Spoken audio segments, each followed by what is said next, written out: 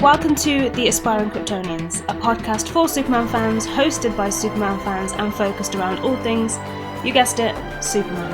After all, we are aspiring Kryptonians. From comics, TV, film and animation, each week we discuss our thoughts on the latest releases, news and even some retrospective reviews. So without further ado, let's get the show on the road.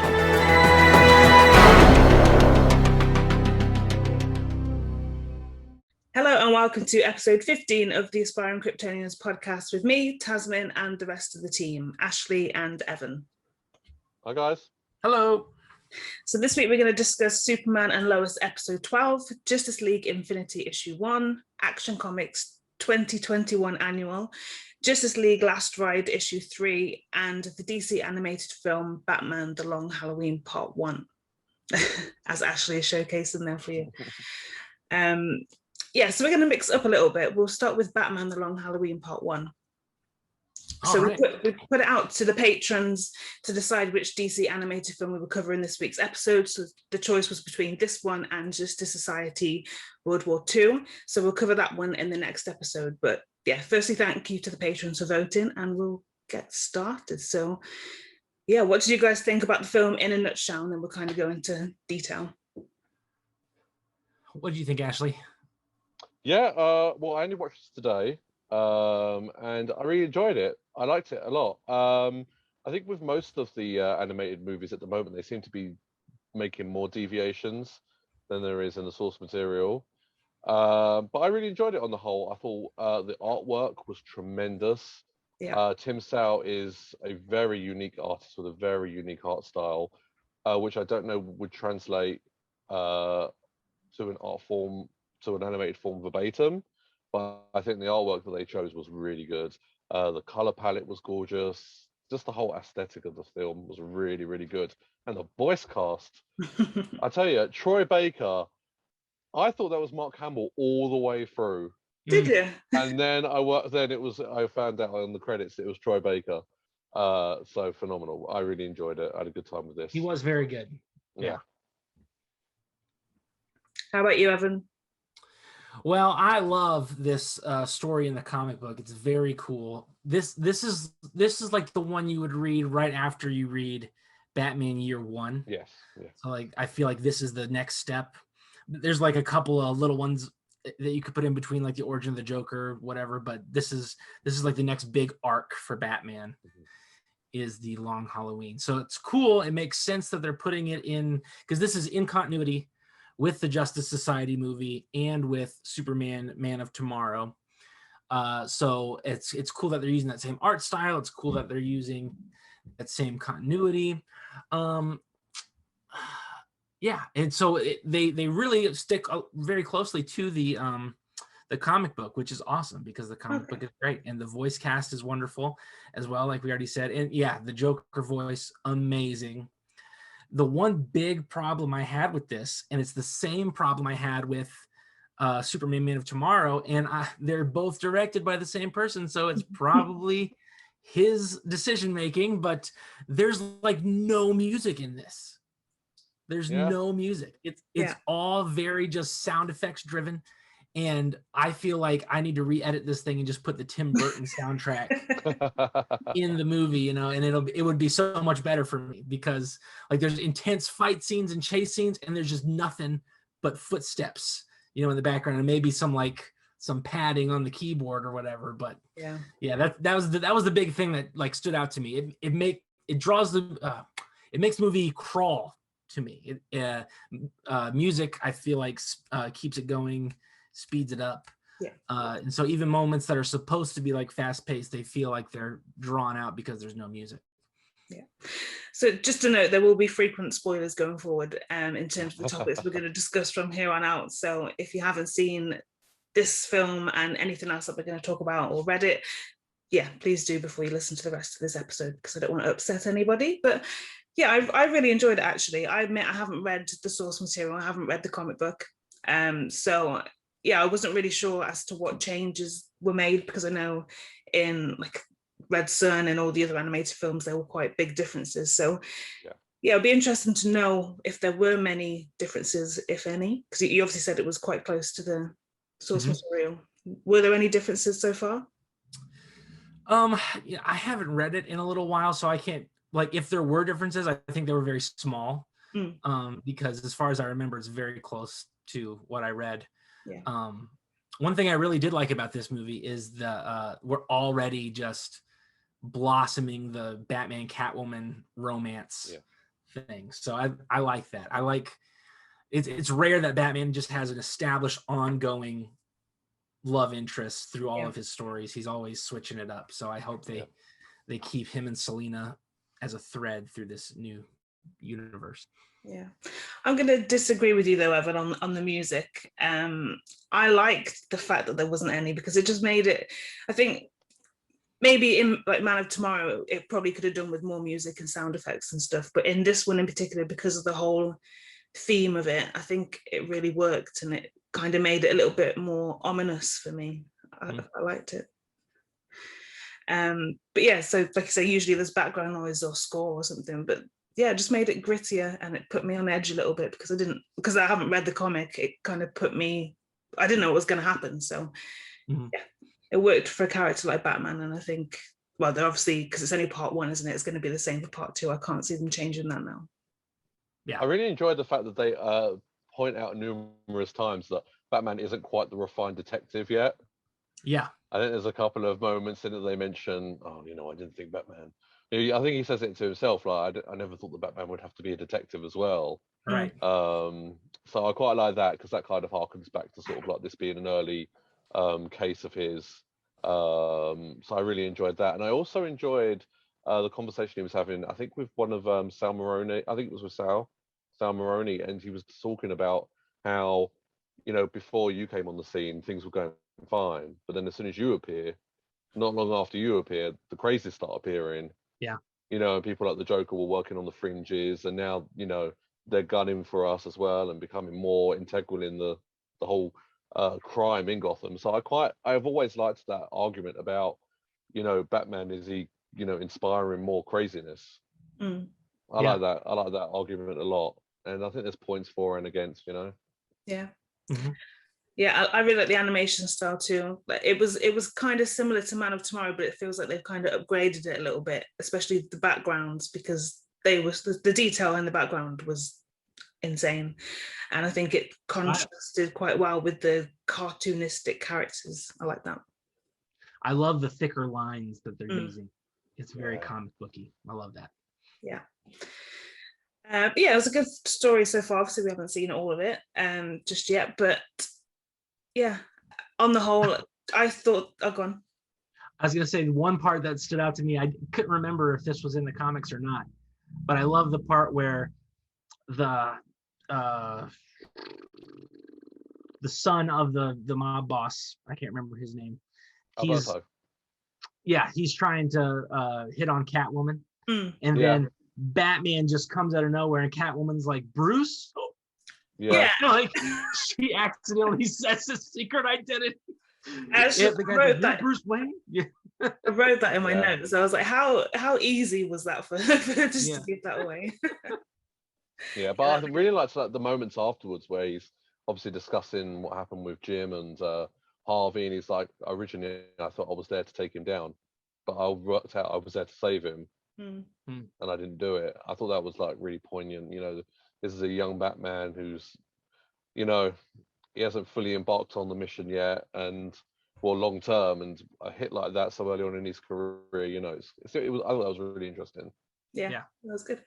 And the whole Jim Gordon thing with his family was a little bit heartbreaking when you see his daughter's face just drop when he gets called into work again, because with a job like that, you got to have respect for people in those roles, because it's a huge sacrifice, not just risking your life, but you're spending time with your family and stuff as well. Well, I really like the sort of like, I mean, obviously Jim, he's had his fair share of like personal problems, throughout his comic book history. I really liked it how they touch upon Harvey's problems, because obviously his wife, is it Gilda? She obviously can't have children, and she's been struggling because he's so involved in his job. And I just thought the voice talents of Josh, is it Duhamel? Yeah. Oh, he is brilliant in it. He has got such a great voice. Anytime Harvey's talking, I'm just so invested. I'm so engaged. This is a truly great voice cast for sure. Yeah. It's a big cast actually. We'll talk about it a bit more in detail sort of towards the end of the when we talk about the voice cast. But one of my favorite bits was Alfred's little updates to Batman when they're in the Batmobile, because he's like, "Oh, we're having chicken for dinner," and then they get down to business. That really made me laugh. They did that a couple of times, which was pretty good. And the action sequences were really good as well. Like the bit when they're in, I think it's Chinatown, and you've got all these ninja-like assassins coming. It's quite gory. Yeah. Yeah, and well, especially the whole Alberto Falcone thing, because not only did he get shot numerous times, he also then got hit with a propeller, which was very unnecessary. But I don't know if that's that was really grim. Yeah. But who in the comic book, who is doing all of this? We can't say that. It's in the comic book. It's out. You can. Yeah, but the whole movie is an adaptation of that. I know, but people are gonna know who it is. Maybe. Well, I don't, but I want to know, and I can't wait until part 2 comes out. So please tell me. Can. Well, it's only like 2 weeks away. Here's the thing: when we first started our conversation today, see, I was under the impression that it does deviate a bit because, okay, so maybe touching upon spoilers a little bit. The character that I believe to be Holiday dies in this movie. Right. That's what. So when I said that I thought that the story deviates, that's what happened for me. Because obviously, like in Batman Hush, for example, you know, Tommy Elliott is Hush, but it turns out in the animated movie that it was the Riddler. Right. If I'm thinking, I thought they were doing a bit of a turn on this as well. Well, in the comics for Hush, Riddler is the mastermind behind Hush. Yeah. He's not the physical person of Hush. But yeah, I'm pretty sure this is sticking to the source material pretty closely at this point. They could change things at the end, but yeah, the person who is Holiday in the comic has not been killed yet. Okay. So every time I really don't think we should say what it is. Yeah, I was under the impression. I was under the impression. So it must have been a long time since I've read it. I was under the impression the person that was Holiday has died. But okay, that's fun. It'll be interesting to see at the end and go back and read the source material, because it did come out as I was researching for this. 96, 97, I think Long Halloween come out. Wow. I can't believe that. Wow. Yeah. Because as I was sort of watching it, I was thinking, well, because I was watching it with sort of fresh eyes. I was like, oh, yeah. I thought it was Calendar Man. And then obviously they show that he's in is it Arkham he's in, and then I was like, oh, maybe Joker, and then they show the Joker, and I was like, oh, okay, maybe, but I have no clue. Yeah, I don't think we should say. Okay, all right. I did like actually the Joker in this. I really love the Joker's motivation in this. It's like this town's only big enough for one psychopath. And he's going after anyone he thinks is the Holiday killer. I mean, when he went after Harvey, that was great, you know, and he kind of lays out his plan there. Like, you think you're going to turn schizo and start wrecking Gotham? You got to get through me first, buddy. That's my job.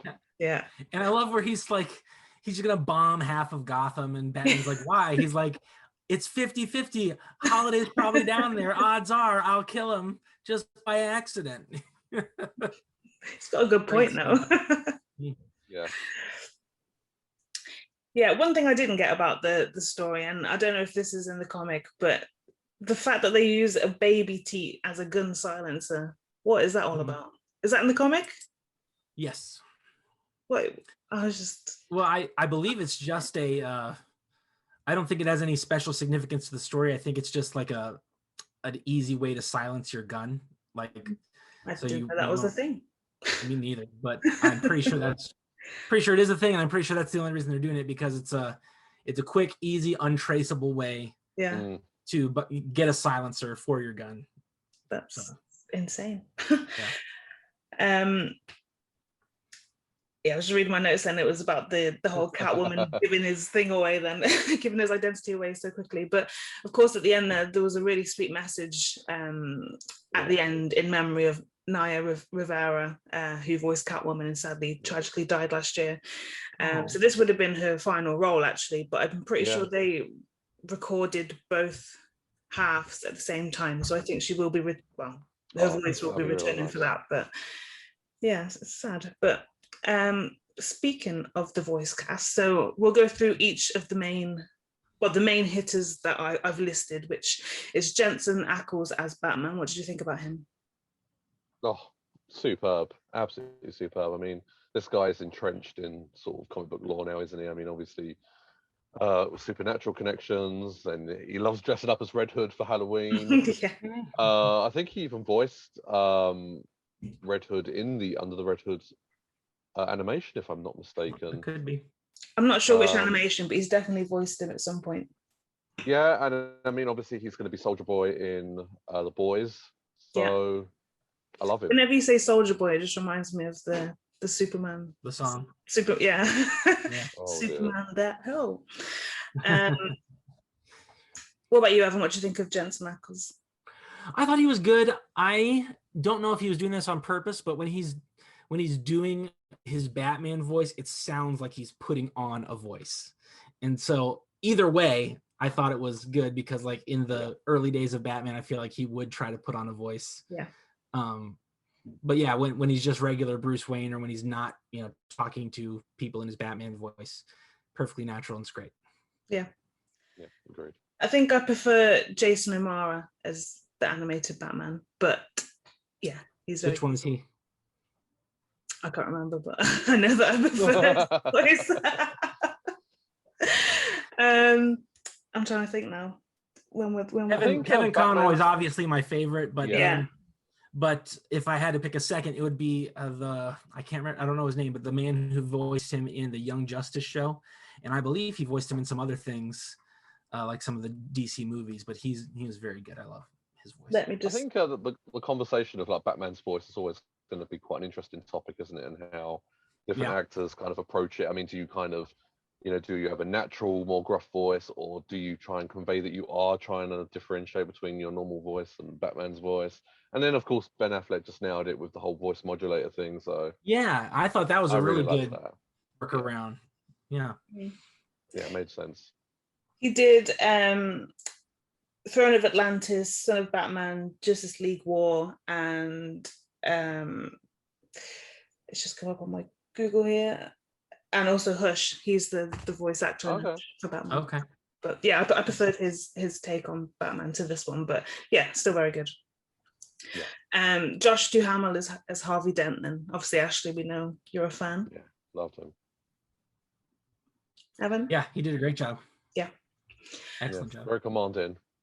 Yeah, I think with this one, I didn't really look into the voice cast before, where usually I would, and then I'd know that I'd recognize some of the voices, but I recognized the voice, but I just couldn't think where from. And yeah, as soon as I read it, I was like, of course it's him.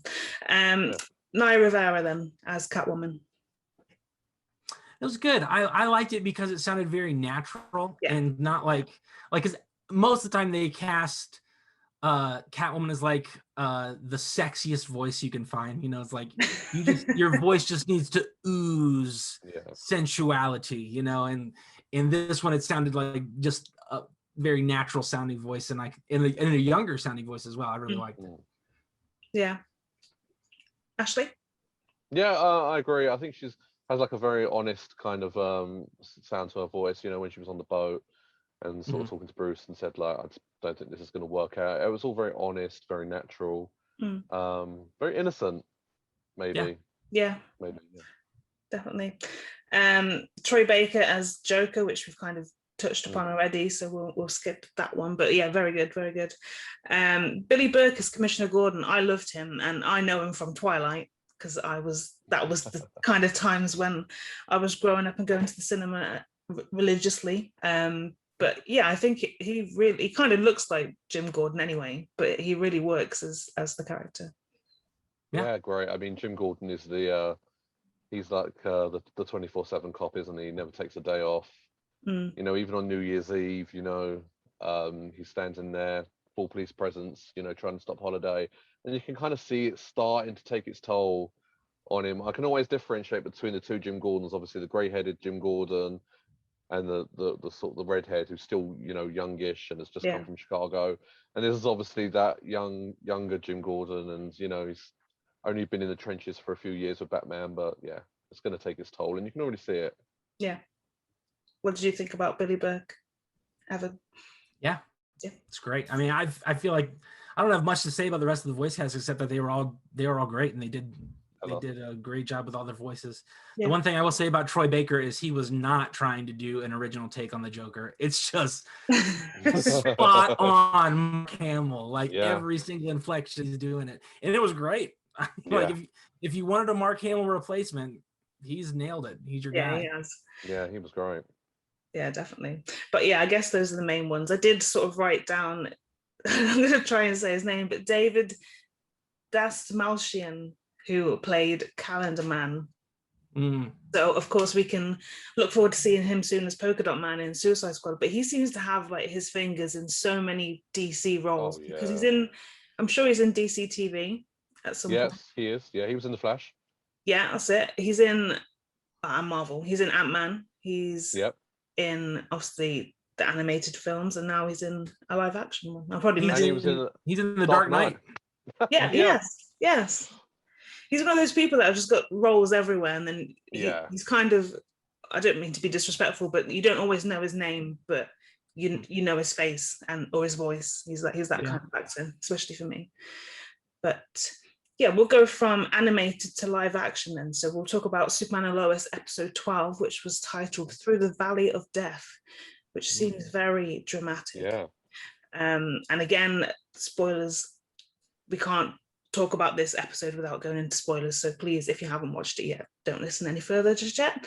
But yeah, I thought this was another excellent episode, which we kind of saw the plot, which has been laid out so far, find answers, but then it opened up so many other aspects to it as well, which is quite unusual considering what into 12th episode. What number is the finale? I can't remember. I think it's like 15. Yeah, so we haven't actually got that long left, but they've opened up a can of worms, which could, you know what I mean, it could kind of go on for a long while. Yeah, this series has been a bit odd actually with the episodes. If I could just, because I've been like watching other various podcasts and people talking about the show. I think there's been some kind of discrepancies with how many episodes there are and season finales or mid-season finales and things like that. So it's been a bit interesting. You say it's only 15 episodes. Yeah. Yeah, that's kind of crazy to me because normally DC kind of obviously slate like 22 or 23 is there to their list. So it's been interesting, but it feels like a good number of episodes, I think. Yeah, and they've all been really well, that's been a big complaint. That's been a big complaint about the CW shows is that they're just too long. I mean, they just drag out that main storyline so long, and they have to add a bunch of filler things. So I like shorter seasons or shorter arcs at least. Me too.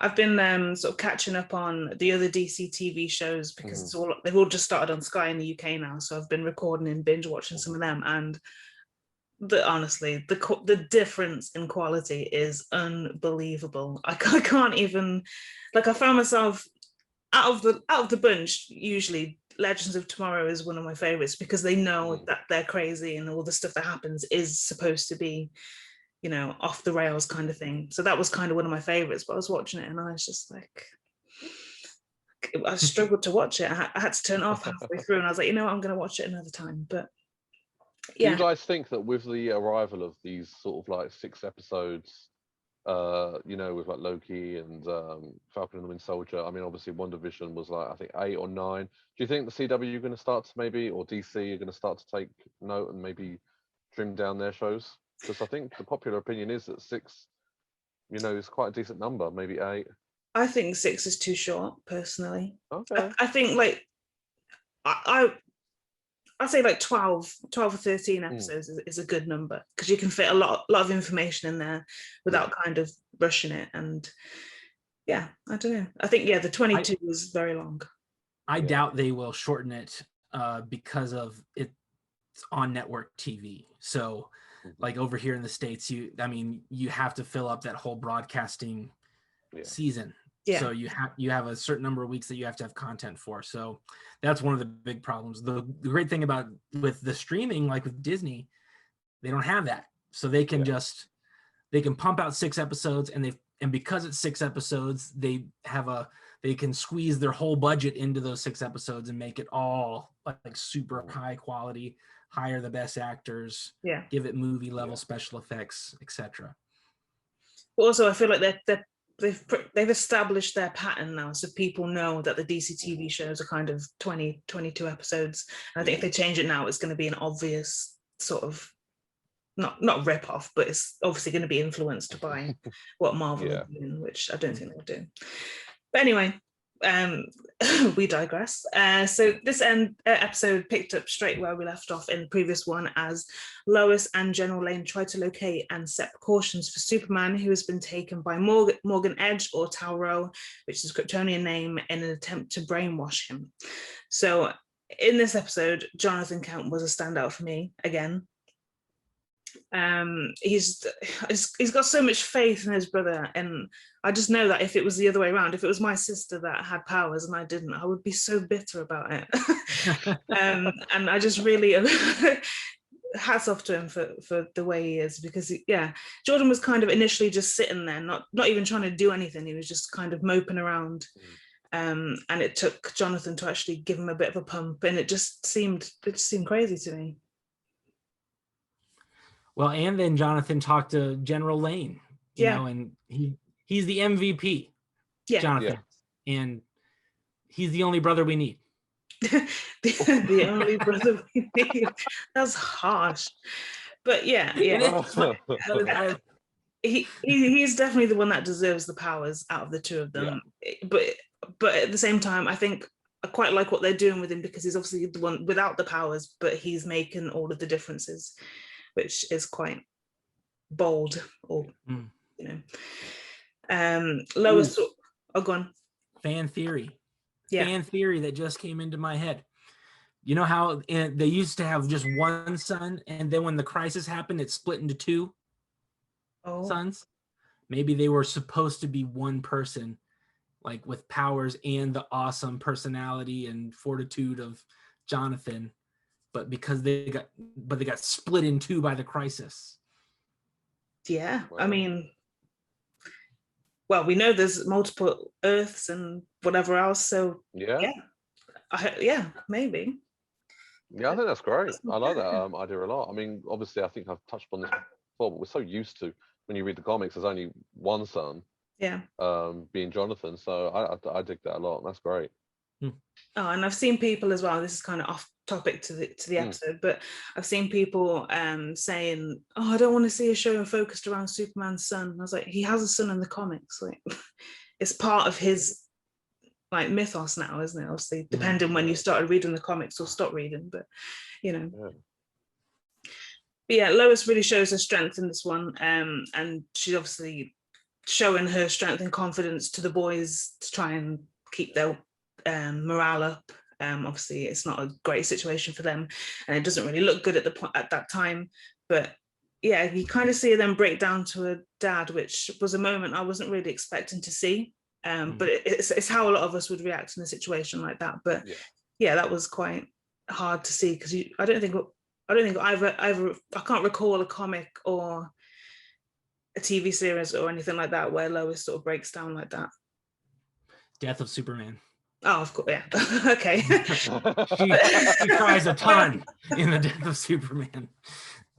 Apart from that one, without he's not dead yet. Though, so. They have a very complex relationship, don't they, Sam Lane and Lois? And I always enjoy their relationship and how different writers or TV kind of tackle it. You know, I really enjoyed how Bendis tackled it in the Leviathan series, obviously, because he passes on in that, I believe, or gets mortally injured.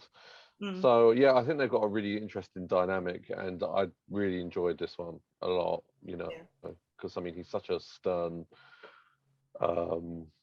uncompromising kind of fellow in this, and seeing Lois like that. Yeah, and we kind of see it again, because obviously we've seen him not plotting to kill Superman in previous episodes, but he's got all of these precautions in place, like the kryptonite bullets and whatnot. Yeah, contingencies. And he well, as a viewer, we kind of thought he had moved on a little bit from that and had a bit more trust in Superman. And it kind of goes back to that same way, which is understandable considering what's happening and what it could mean, because we've obviously seen what's happened on John Henry Irons' world. So it's kind of understandable, but it's quite, you can imagine how annoying it is for Lois to go through that again. Well, I did really appreciate his speech where, you know, Lois just keeps pushing and pushing, and he's like, look, like, we're at the point where I have to act like this is just any other thing. I have to respond like I would if this wasn't Clark Kent, you know, and if this was somebody else going crazy with these powers. And I thought, I was like, wow, that's tough. But I was trying to find something wrong with his argument, you know. I was like, you're wrong. But no, he had it right. And but I also think Lois had a point where it's like, well, we need to at least try first to get him to turn. But he's like, I got to prepare for what has to be done. So it kind of reminds me of that story arc from Superman Batman all those years ago. And I think Clark obviously finds this arsenal under Smallville. Is it? I'm sure it's under Smallville. Like the Kryptonite arsenal with the Kryptonite Doomsday. Yeah, and it's literally this whole arsenal and this whole group of individuals that have been trained for years and years and years to take on Superman. Yeah. And they've got all like these mech suits and all this weaponry. And I know Lois and Superman and Lois isn't to that extent, but it always harkens back to that specific storyline. I just thought the thought of it being done under Smallville as well was just a real kind of just like that real sort of knife in the side, you know. Yeah, but I did notice that he has a bit more hesitation in what he's sort of ordering, because I know he's kind of passing it on to John Henry quite a lot, but he some of the glances that he gives and the tone of voice that he has, you kind of see that he's a bit remorseful, or a little bit more remorseful than what he has been in the past. Yeah, which was at least a bit of character development there. We saw a bit more of a glimpse as to what happened between John Henry Irons and the evil Superman, which again has opened up a bit of not a can of worms, but a potential different outcome, which, like, he doesn't actually know for sure if he killed the evil Superman. So the fact that he when he did that, he actually jumped from his world to another world and doesn't even know what happened or what's still happening on his world is quite worrying, because, you know, if it's that easy to jump through, then surely somebody else could do it, or they could jump back or something like that. Yeah, and it's interesting that, like, to me, it looked like the red sun missile opened up the portal to another Earth. Yeah, it could have been a coincidence. I don't know, but it's interesting that John Henry doesn't even talk about that. He's like, "We're going to use it." I'm like, "What? Yeah. Didn't last time you used it, a giant portal opened up, and you know, and you don't even know if Superman's dead on your world?" Yeah. What would have been good though is if when he did. I'm skipping because I've kind of written my notes in order of the episode, but I'm skipping to the end here. But when he does the weapon, it would be good if he brought those two worlds together. That would have been interesting, but that would have been cool. We don't know yet. And yeah, the cushions are on a bit of a journey in this one as well. So it's so uncalled for, but yeah, I guess it happens. So people are blaming blaming Kyle for bringing Morgan Edge into Smallville and for everything that's happened, like all the brainwashing, all the, you know, there's a lot's happened to Smallville, but yeah, they're getting graffiti on their house, verbal abuse, harassment. It's just sad to see, but it took that to kind of bring them together as a family. Yeah. Mm-hmm. But I did know, she's kind of been missing the whole sort of series apart from the beginning, but Sophie is finally back. I was just like, was there any point in introducing a character like her? Like, she's been gone the whole series, now she's just back sort of towards the end, but maybe she'll have a bit of more of a role now that she's back. There's a few episodes left. Yeah. So what did you think about the appearance of John Diggle? Bittersweet. Bittersweet. Yeah, because it's just a reminder that it is within the Arrowverse. But I like John Digger. He was probably one of my favorite characters from Arrow. But yeah, it's good to see him back, and yeah, I don't know. I liked it when he's calling out Steel. He's like, "Who are you?" Yeah, you know, and like it's almost like John Diggle acts more like Steel from the comic books, than the John Henry here does, and so it's like, oh snap. I thought it was a good interaction. Yeah, I thought it was a huge pop. I mean, like from watching, all those shows from the very beginning. I mean, obviously John being in it from like day one. Mhm. The revival of I mean, not some of a revival, but obviously after Smallville had ended, we was wondering what was going to fill the void and what was going to happen next. And Arrow just came in and straight away wowed people, and seeing him from day one all the way through to the very end, and now seeing him in a new iteration, a new part of the legacy. Oh, I was popping all over the shop. I loved it. Yeah. Well, because you sent me the review today, Evan, so obviously I've posted that today. But like you say, there was mention of the green box at the end of the final Arrow series, which I always thought that was down to the Green Lantern rumors. So I thought it was a Green Lantern ring, but you kind of think it could be something different? No, I believe it is the Green Lantern, but it's because I'm pretty sure they've said that it is, but he just doesn't like it's a reference to it, but he hasn't done anything with it. Like, and it's interesting that like he mentions it, like it's totally like out of place that he mentions the glowing box, because he's like, man, I've dealt with alternate Earths and aliens and glowing boxes and glowing boxes. What does that have to do with anything right now? Yeah. It's clearly a line just for the fans, but it's nice that we're getting a reference, and maybe it'll turn into something else later. So that really reminded me of one of the latter episodes of Smallville where Chloe was like, "Oh, I've met like wondrous women and a billionaire with lots of toys and whatnot." It kind of reminded me of that. Harken back to that kind of thing. So I hope it's not just a reference. I hope they do sort of make something of it in this, because when you think about it, what other show would? Well, it doesn't have to be obviously this show, but there's not really a dedicated show for him to take the role of Green Lantern. I don't know if it's happened in the DC TV, because I'm still catching up. I'm sort of on episode 1 of each series, but I don't think it has. I probably would have seen that online somewhere if it has. And there is a Green Lantern show coming out on HBO Max, so I wonder where he is going to fit into things. If he is, I don't think it's going to be connected at all. I don't think they're going to bring. I don't think they will. Yeah, but do you think they'll introduce a Green Lantern for like the CW verse, knowing, because they have some trouble, don't they, sometimes with a character over here and a character over there, and which is foolishness. Like Disney and Marvel don't have any problem doing that. They've got like like 10 different Lokis. Yeah, exactly. Yeah, but I believe they have said though that John Diggle will be Green Lantern at some point. Yeah, I'm sure I've read that somewhere too. Yeah, I just feel he's too big a character to not have an established show for himself. That would be such an expensive show though. Like everything the Green Lantern does is a visual effect. Like, even how he moves around. So it's like, and imagine like already the special effects in the DC TV are quite, apart from Superman and Lois, are quite bad. Can you imagine a whole episode where it's all just CGI? I think. Well, you say that's expensive, but didn't they do a live action Green Lantern a few years ago in a Justice League film? If you guys remember, he had like Guy Gardner's jacket, but he had Carl Rayner's mask. No, don't remember that. This is not it's not a dream. Believe me. Just Google it, guys. There's like ice in it, and there's fire. Oh yeah. That was for the Justice League TV show that they were gonna do in the 90s. But it didn't happen. Nope, not good. That Green Lantern was crazy. He wasn't even green. If memory serves. Right, but I'm saying like if you're gonna do a Green Lantern shown right, it's got to be like in space. All of his Earth-based villains are dumb.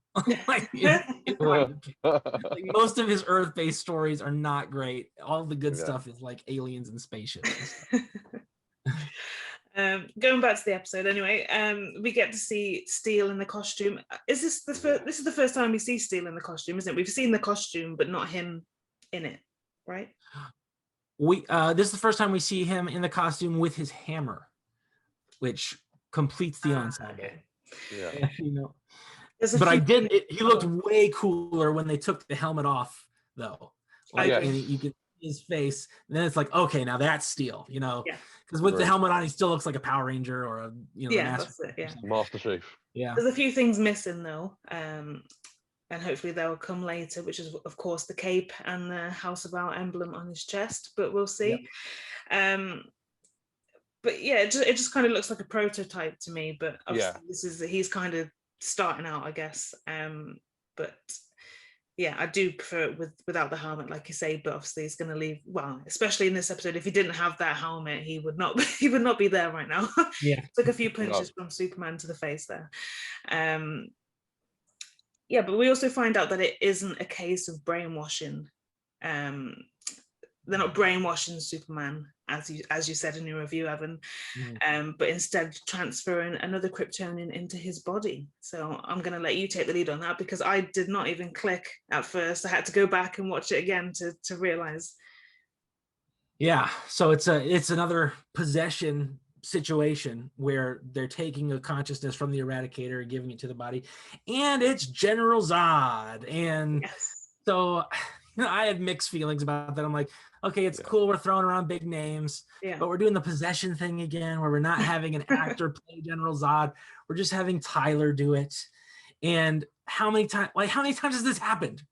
Well, yeah, but it could, obviously, because he's going into his body, it's explained, so we could also see eventually down the line the actual General Zod being a different actor.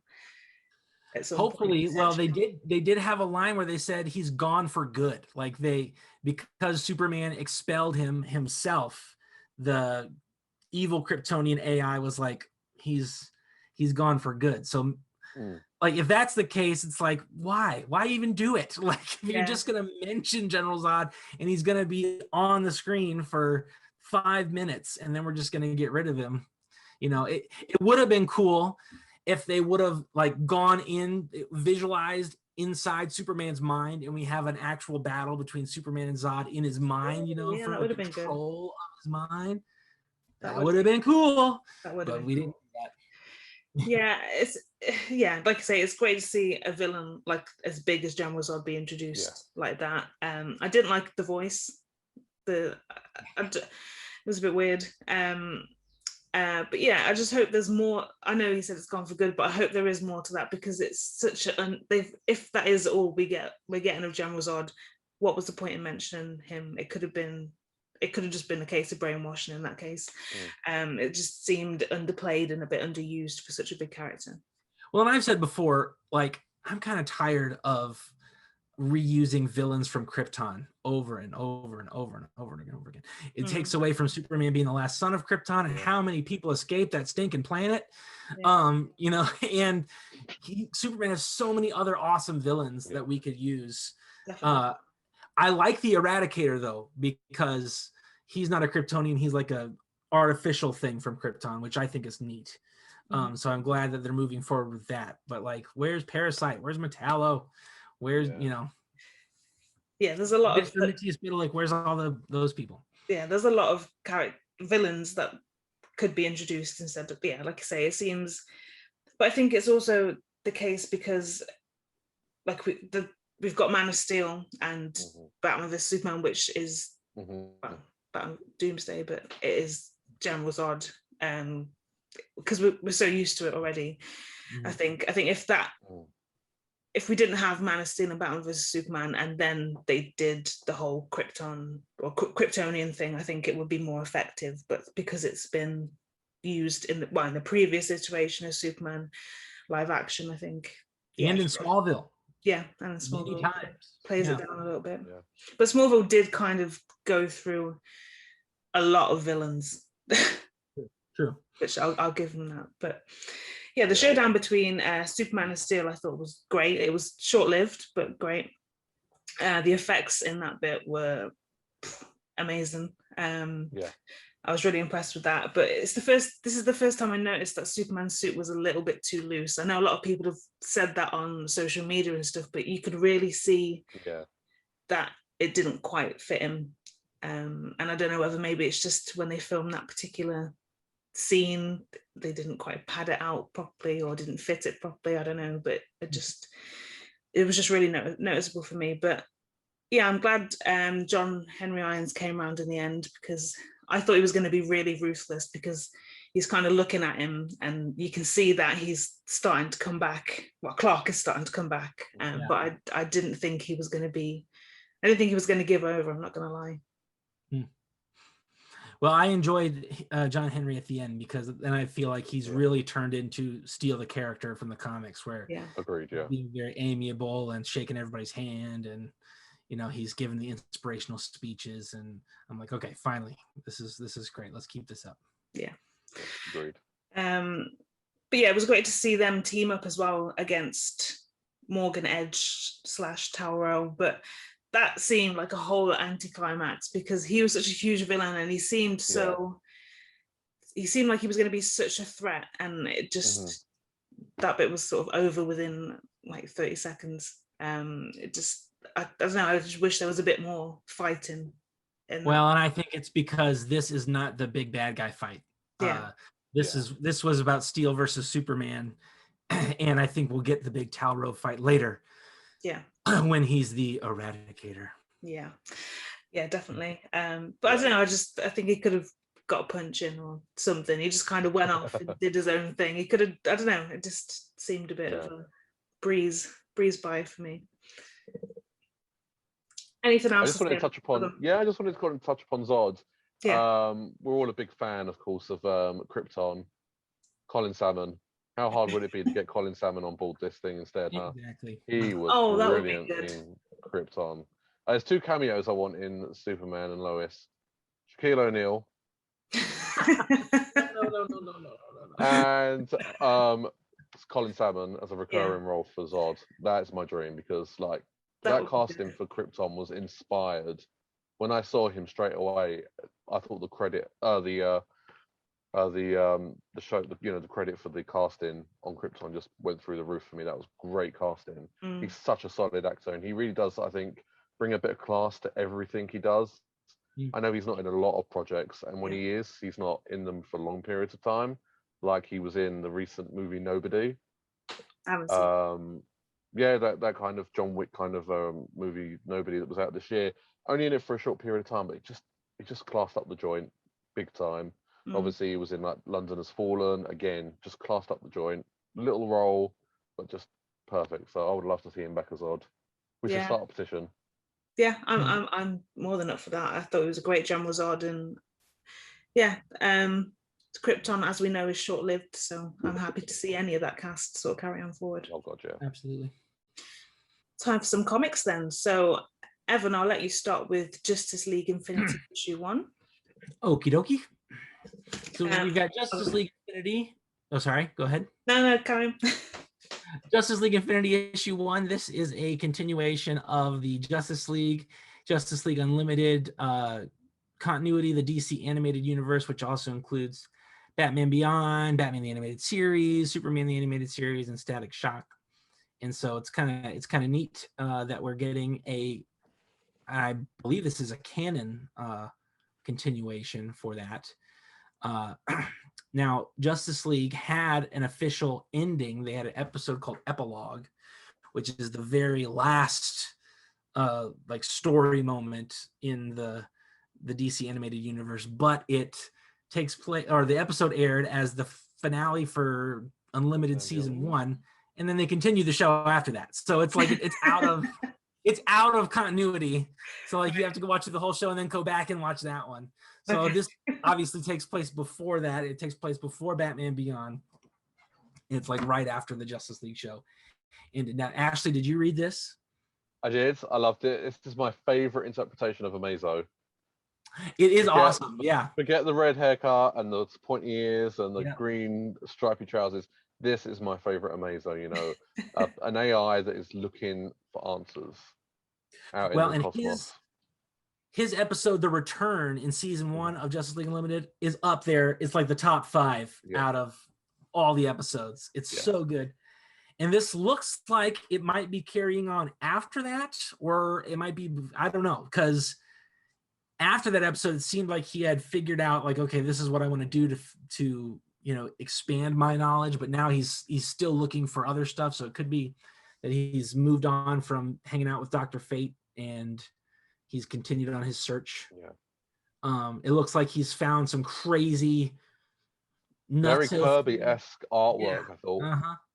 Some crazy thing at the end of the universe where he's found an alternate dimension, and we'll find out later his meddling in this crazy Kirby thing is messing with reality. Yeah, I loved the party that the gang threw for the Flash. It was very much reminiscent of the animated series, where all these different characters like Barda. When did you ever see Barda in an animation? Things like that. So it's fun to see her and Mr. Miracle and things like that.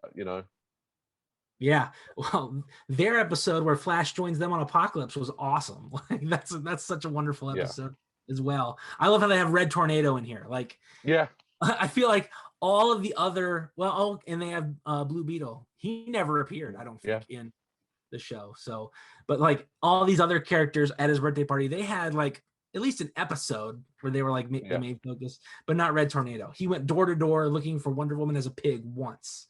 But here he is. Here he is in the party. So it's great.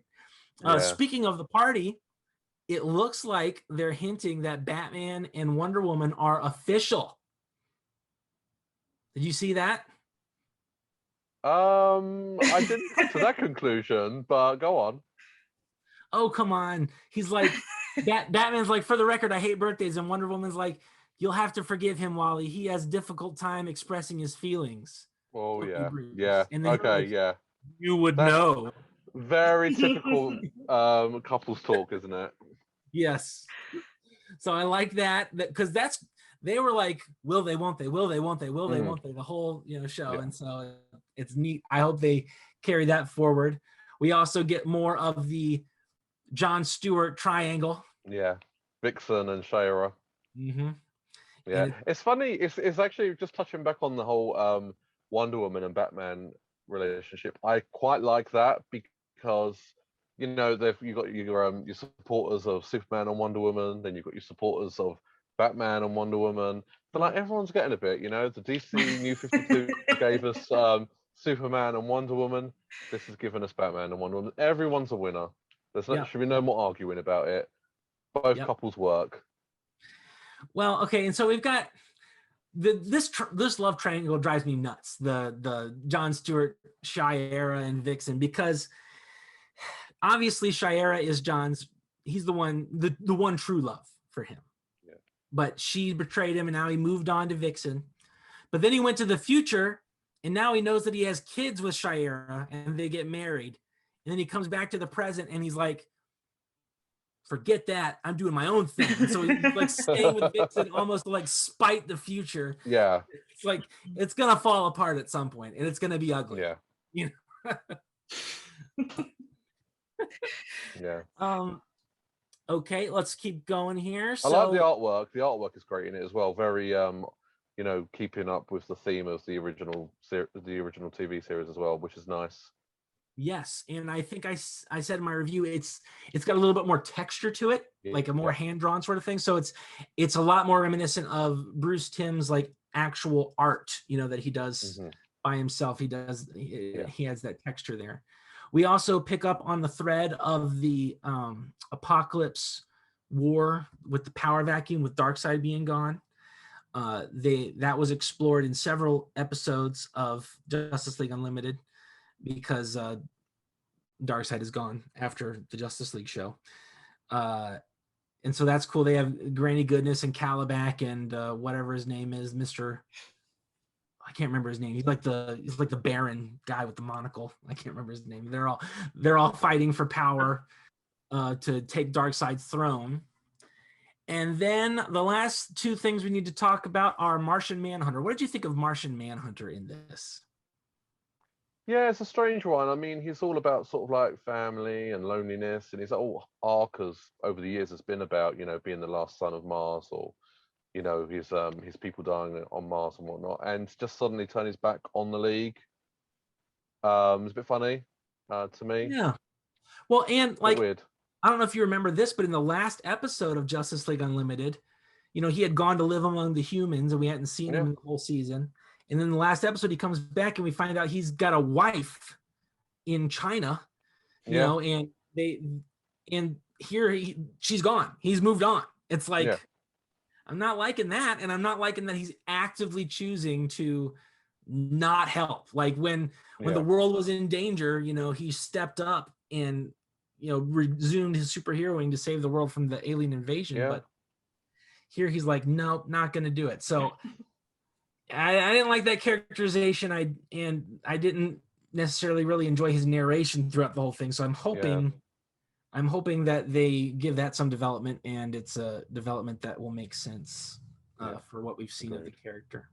And then lastly, the last thing we need to talk about is the last page, where because of Amazo's tampering with whatever's going on in that pocket dimension, things are changing, and Superman's having a date with Lois, and all of a sudden he transforms into the Superman from the episode of Superman the Animated Series.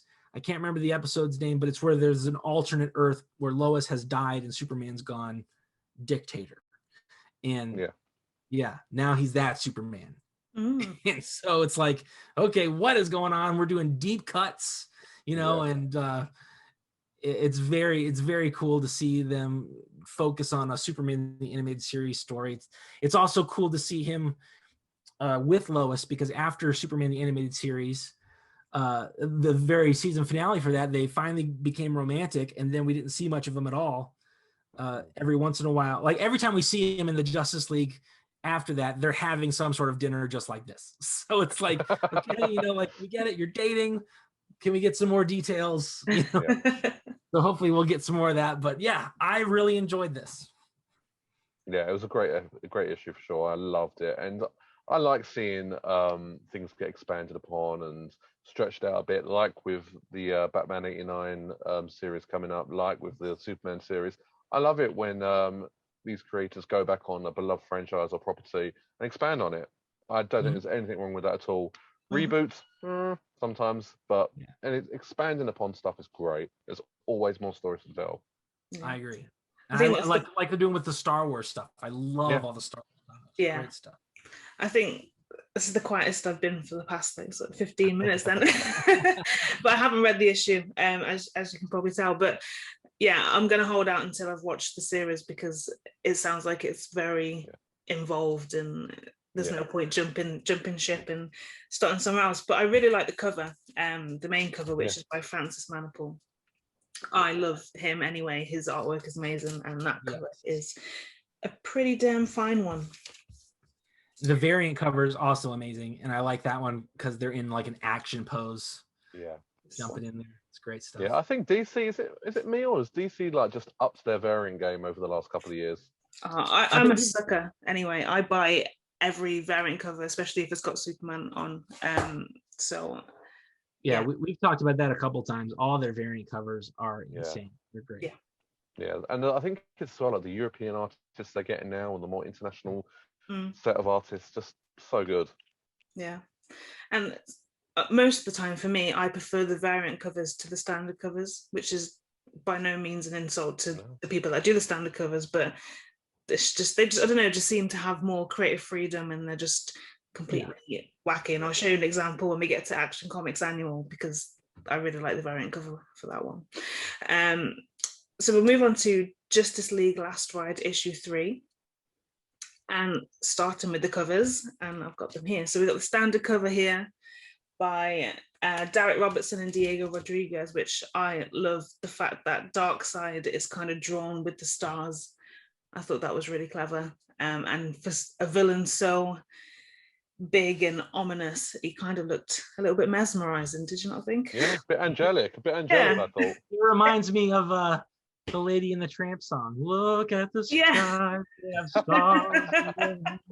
All right, now I need to see Darkseid singing that song. And the variant cover, which is by Riccardo Federici, which shows Batman all in chains. So I probably should have taken these out of the covers, because you can see the hints from the covers. But Yeah, his artwork's amazing. It's so realistic and just full of detail. Every aspect of it, because you can just pinpoint a little square of the artwork, and the detail is incredible. And I also love the teasers that he does on social media of the covers that he's doing, because he literally posts these tiny little bits and you can just about guess who the character is, which I don't know, kind of like playing that game. But to be honest, not a lot actually happened in this issue, I didn't think, in terms of action. It was more setting the scene for what's to come, I thought. The first thing that I did find hilarious is the fact, well, the whole discussion at the start where they were deciding where to stay or where to keep Lobo. And they decided on Desaad's summer house, which just, the whole notion of that just is baffling to me. He has a summer house, what? And then obviously you got the Flash, who talks about hosting the campfire and telling ghost stories, which was just the icing on the cake that made me laugh. I just noticed that the ship they arrive in is the Javelin ship from the Justice League Unlimited show. Oh, very cool. Callback. Yeah, and I did like the part where Batman is telling everybody how he sleeps and dreams, and he's like, I only have to get 2 hours of sleep, and I can fall asleep in 5 minutes. Yeah. And he's like, I had a dream, which is significant because I don't dream unless I want to. Yeah, very dramatic. Yeah. Yeah, I've put a bit about the dream in my notes in a bit, but yeah, writer Chip Zdarsky has thrown another spanner in the works for the Justice League. So you've got the dangerous mission that they're already on Apocalypse, but now you've also got the United Planets trying to pinpoint where Lobo is, because they are worried about him going on trial and spilling the beans on them, because they've hired him several times in the past and obviously don't want their secrets to get out, which I thought was very interesting. And yeah, it just seems like it's up the stakes to another level. Yeah. Yeah, I really liked how they've got where they talk about, it's us versus the universe. Again, yeah, literally. Yeah, I really like that a lot. I really liked during the campfire moment where Batman was like, wasn't Flash doing the s'mores? And he was like, s'mores? And then like, no, s'mores, because obviously Batman and fun and camping, he never done that stuff. So, well, he's probably done a lot of camping, like when he was in Nanda Parbat, but not for fun. Not so I loved it. No, I thought there was a lot of, like you said, there wasn't a lot that happened in this issue, but there was more character development, sort of like the bickering between Superman and Batman continued, and Wonder Woman being the voice of reason and what have you. So I really liked that. I like seeing Jessica Cruz. I always love seeing Jessica Cruz. Yes. Nice seeing her, because obviously we're a bit foggy at the moment on when this is set, if I'm not mistaken. I think we've spoken about it before, because obviously Hal Jordan's got his kind of Kingdom Come or part of his armor on, and a few of the Leaguers have died, obviously, like Aquaman and John have gone, Martian Manhunter. So seeing Jessica kind of anchors it a bit in the current, because obviously she hasn't aged too much. So it's not the too distant future, obviously, for sure. Another detail I really liked about this is when they're on Apocalypse, there's like gorgeous northern lights above. Yeah. Yes. Which is really cool, because usually there's zero beauty on Apocalypse, intentionally so. But Darkseid is gone. It looks like the fire pits are gone. And so now we get to see these beautiful lights. And it's something I've only seen one other time in the that Justice League movie where it's Superman, Batman, and Wonder Woman, but they're not Clark, Diana, and Bruce. It's like a Bruce Timm thing. But anyway, they in that two people are going to get married, like from New Genesis and Apocalypse, and Orion takes his new bride out to the one spot in Apocalypse that's beautiful, and it's like up in the clouds, and like the clouds have formed diamonds and stuff, and it's like, wow, that's kind of neat. Yeah, that was really pretty. Yeah, that's not the Justice League with Fire and Ice in it. No. And Green Lantern, that's not quite Carl or Guy. Gotcha. This issue also deals with the struggles of the heroes. So Batman and Superman in particular struggling with sleep. Well, Batman in particular struggling with sleep. It just seems like a very human problem to have. for such larger than life characters, especially like Superman. Batman's dreaming again starts to piece some of the details together because he's kind of dreaming about Martian Manhunter, and he's the one who issues a warning in the dream, which then eventually, well, instantly becomes reality. But I thought it was a bit odd that he didn't seem to want the Justice League to know that it was Martian Manhunter warning him, because he didn't mention who it was when they asked, or when Superman asked, which, I don't know, could kind of lead to what's happened, because I guess we still don't know what's happened between them all. But yeah, Superman's going through some things too. So yeah, Lobo gets under his skin quite easily, and I think for it to get to him that easily, it must be something pretty bad. And yeah, and I love that he instantly called Lois to sort of ground him and just hear that voice of reason for him. That was quite nice. And then you get obviously the League are taking on this mission elsewhere, which means Earth is left unprotected as well. So you've obviously got the mission that they're on Apocalypse. You've got the United Planets who are now after them or trying to find them. And then you've also got this potential attack on Earth, which has been left to the new generation of heroes, which links into what they were saying in the first issue, where they were sort of saying, do they need to be the Justice League now because you've got this new generation of heroes now? But yeah, this was a weirdly optimistic Batman, I thought. He was very complimentary towards the new until the very end, where he was like, the Justice League can die. Oh yeah. Just to rein it back. Yeah, exactly. I liked the fact that he's kind of like showering praise on the generation to come, obviously led by Dick, I would think, being trained by Batman. So yeah, the future's looking rosy until he said that line, of course. Yeah, kind of reined it back into the grumpiness then at the end. The art was great again by Miguel Mendonca and Enrica Angiolini. I wrote it separately in the notes in different. I can't think of the phonetical spelling. That's it. Yeah. So I would get it right this time, and I'm glad I did. But yeah, the atmospheres in the background were so dark. It was like a nice, vibrant contrast to the Justice League. And their costumes, it sort of made it really pop for me. And like I said, this is kind of set up the potential battle on Earth and Apocalypse, which I'm sure is going to be explored in the next issue. Yeah. And last but not least, on the comic front, Action Comics Annual 2021. So I've been really looking forward to this one because the characters, we know the characters that it was going to explore. We've kind of met them very briefly previously, and I did instantly fell in love with them and wanted to get to know them a little bit more. So this one's written by Philip Kennedy Johnson with art by Scott Godlewski and Gabe Al-Taib.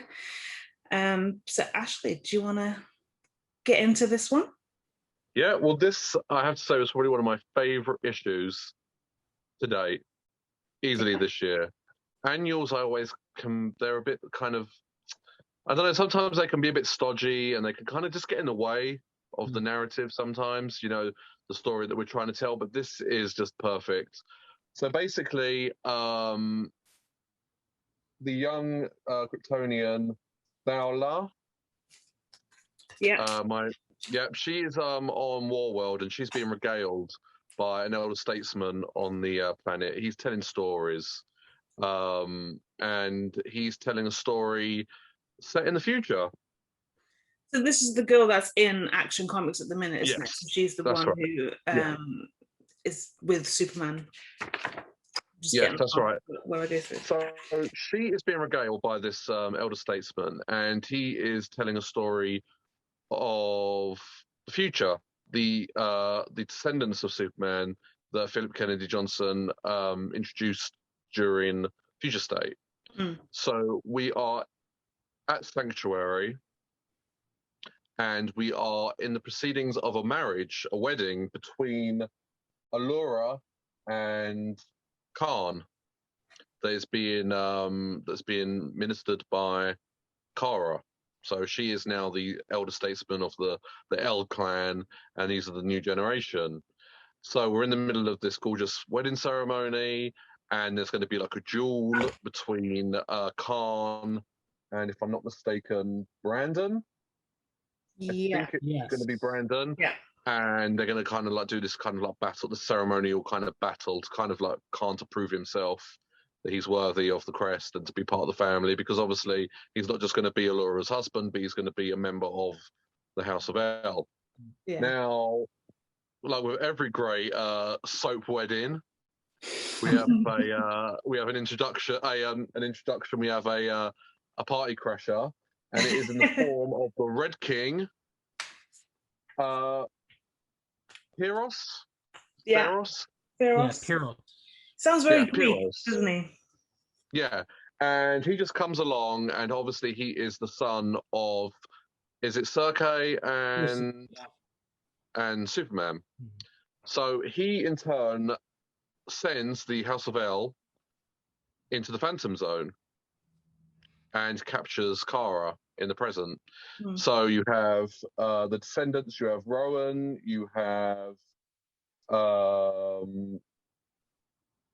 Ronan, you have Brandon, and you have Khan and Brainy, and also Deanda.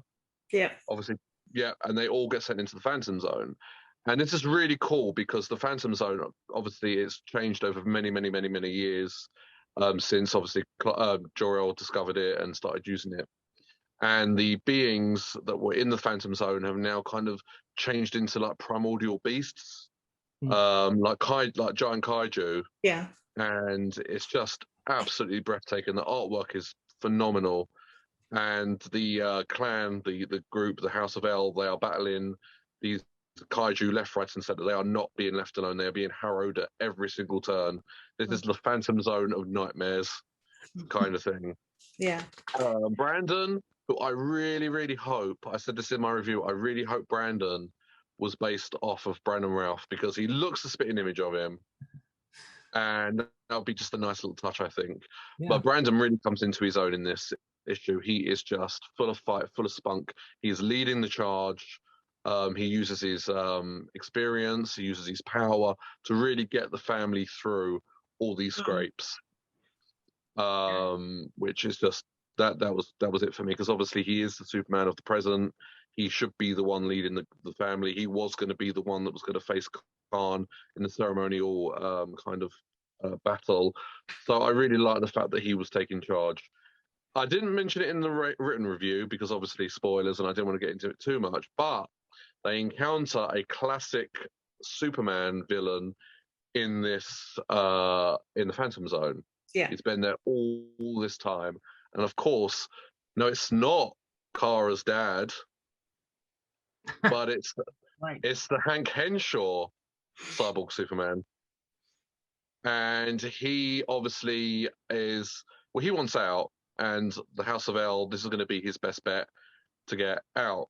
And they team up, and they eventually escape the Phantom Zone, and they whoop Pyros's behind. And it was just a really satisfying issue, satisfying issue, because once again, Philip Kennedy Johnson is the master of crafting mythologies and worlds and lineage and legacy, and that's what this was. Yeah. This was just cultivating and building upon these characters' lineage. So I loved it. Yeah, going back to the start, I like the whole sort of battle duel that they have to do as sort of part of the wedding ceremony. I know this is set in the future, but it seems like they've gone back in time, because we don't do that now. So you know what I mean? It seems to be like quite a historic sort of Arthurian kind of thing, which I really like that. Yeah. Anytime you can put Hank Henshaw in a comic book, I'll be there. I love that character. He's such a good bad guy. Yeah. I love that he's connected with Superman. It's always cool when you have like mecha versions of the main character. So Very tragic character. Yes, he's got that kind of thing. He's got a slight Fantastic Four connection, and I love the Fantastic Four. And you know, It's just great. He goes through he's a great Green Lantern villain too. He's wonderful. And so I love that he's in here. And then I love that they let him out. They're just he's been in there for like hundreds of years or whatever.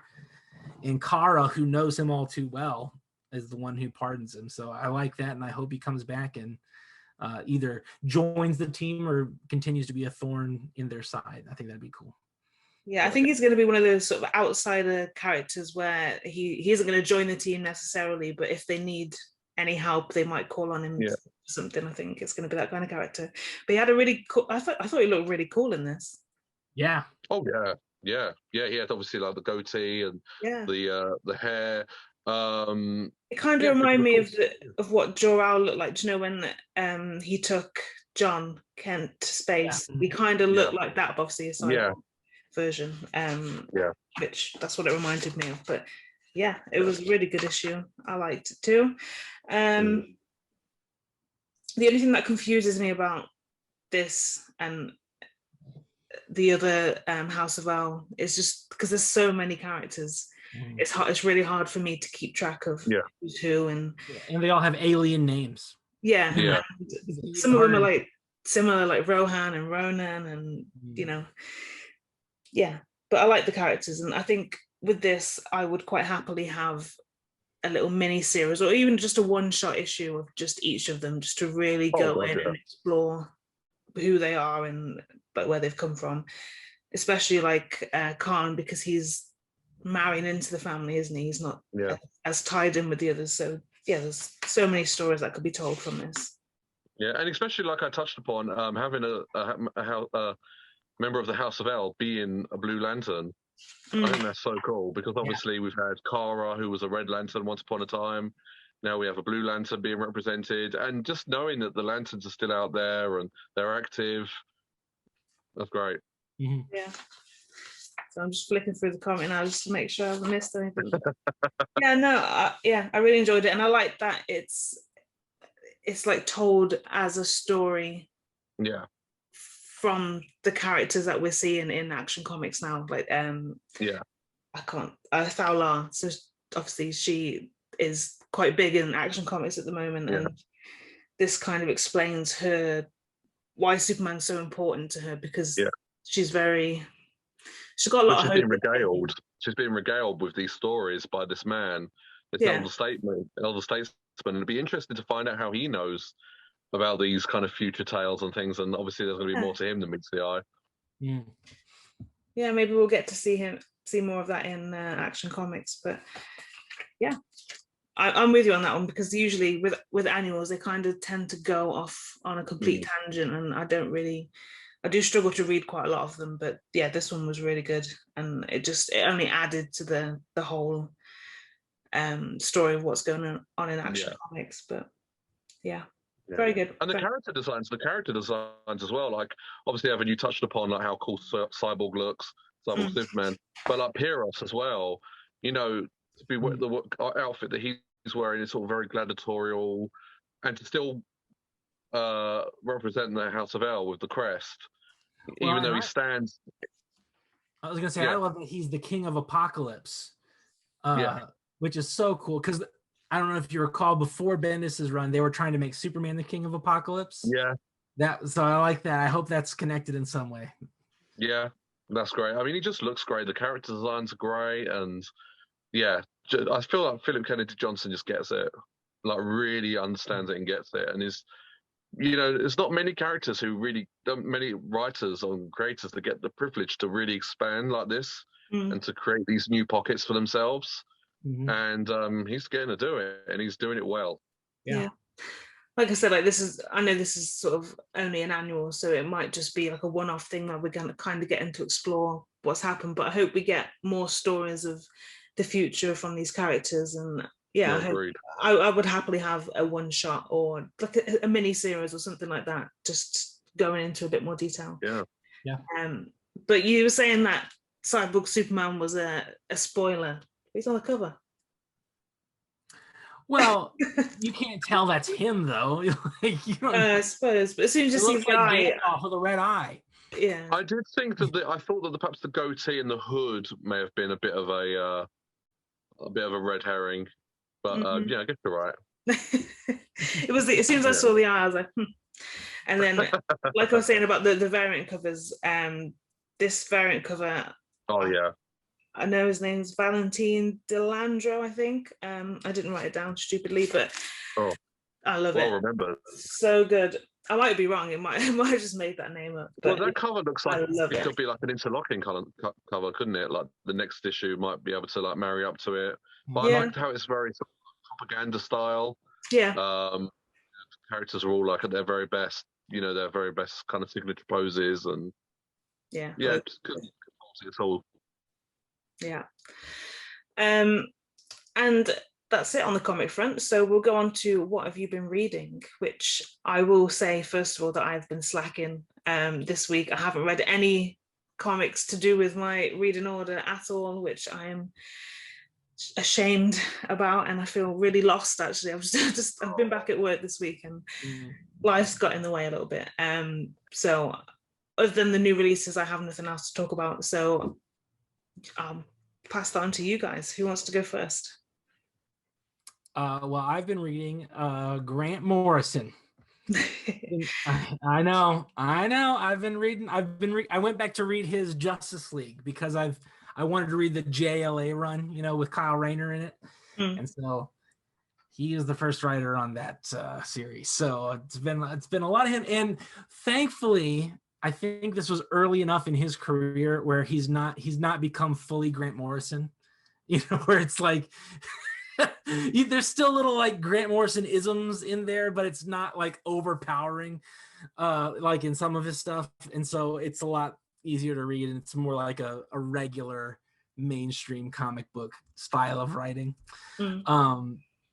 And so, but I have liked a couple of the arcs here. They've done one with Prometheus, which is like the anti-Batman. That was pretty cool. And he comes into the Justice League headquarters and tries to blow it up. They had the Key. That's a cool villain. They had the Shaggy Man. I like that one. He's like he's like an unstoppable, really dumb looking villain, but he's super powerful. I can just picture Shaggy from Scooby-Doo when you say that. No, he's like evil Bigfoot. He's like what if Hulk was Bigfoot and nobody could stop him? Okay. Very interesting. And then one of the things that Grant Morrison does, and that I'm like half and half, I like it and I don't like it, is he delves into a lot of like Christian spirituality, and it's not always, or it's hardly ever accurate to what actual Christian spirituality is. So like there's an angel that is a member of the Justice League at this point, and they're like going back and forth to heaven and stuff like that. And so I'm like, half of me's like, this is really cool, and half of me's like,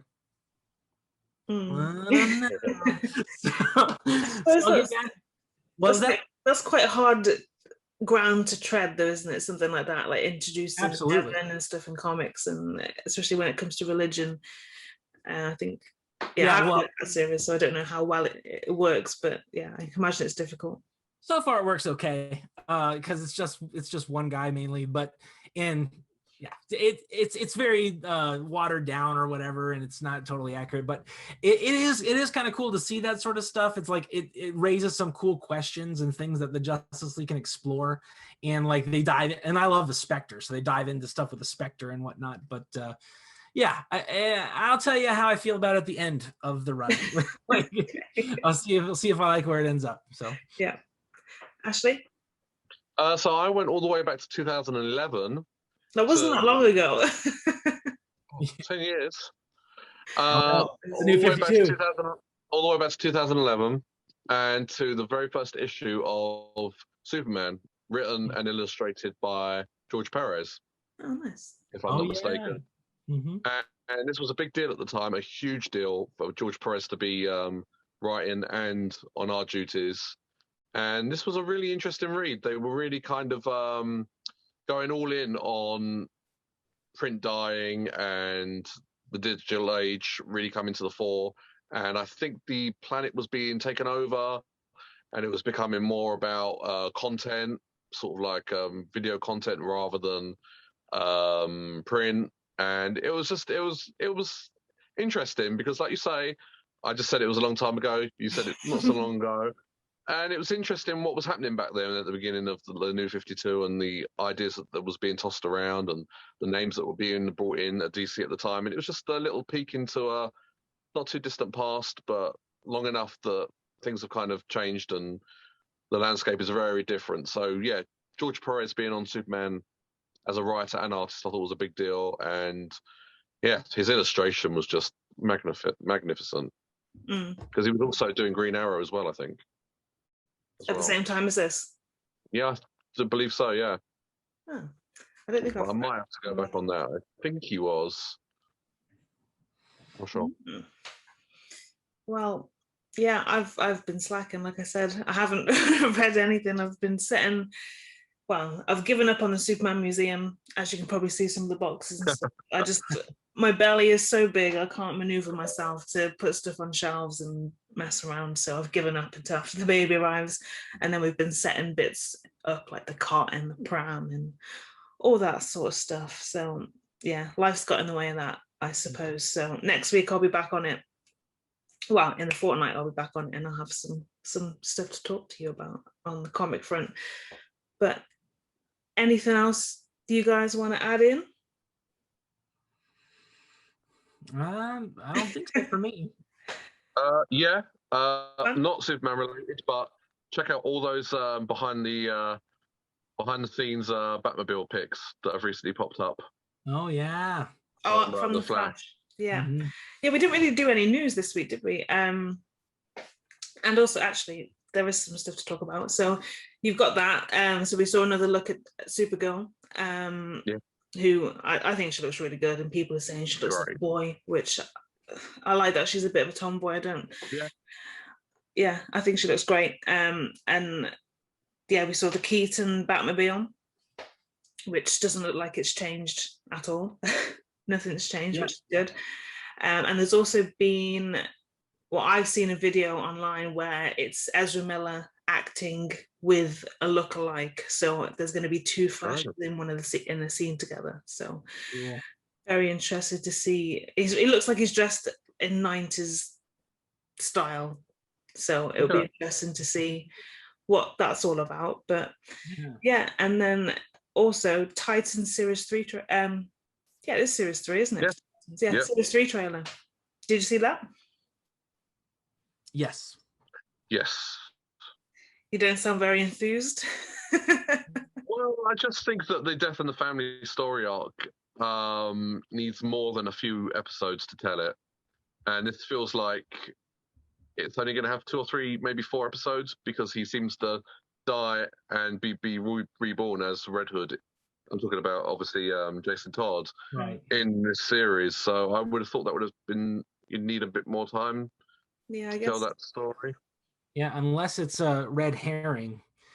But yeah, I mean, I've voiced my complaints about that series, so I don't know if I'm even going to watch it. But yeah, I agree with you, Ashley, that it does seem like, okay, so he's dead, like, and then 3 episodes later we have the Red Hood, so it doesn't seem quite right.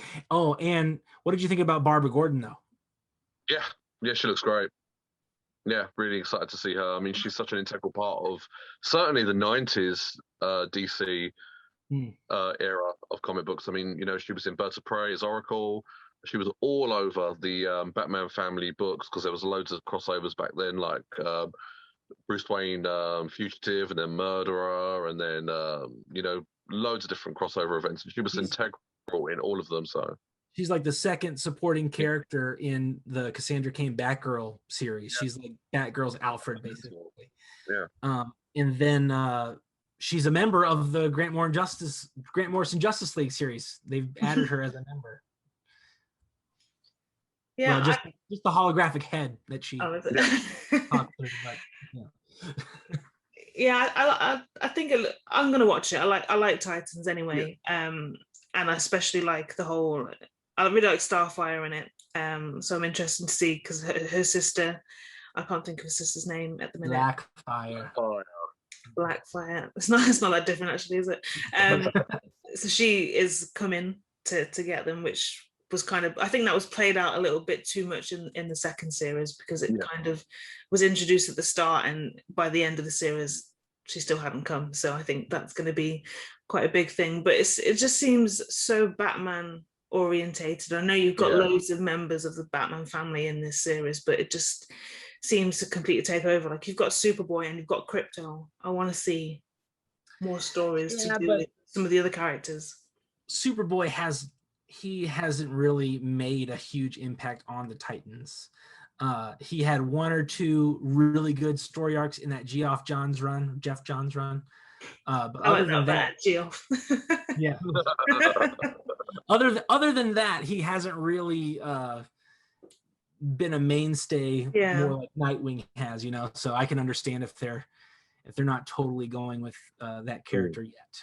Yeah, maybe it's to come. But I think there was only like one glimpse at the pair of them, like Superboy and Krypto, in the trailer, which is when I think they're defending Beast Boy from bullets, and he's crouched behind them. I think it's as the tiger, and they're shooting bullets, but bullets are like going in between their legs, and I'm like, that's gonna hit him. But yeah, anyway, that's my only complaint. Not enough Superboy and not enough Krypto. Yeah.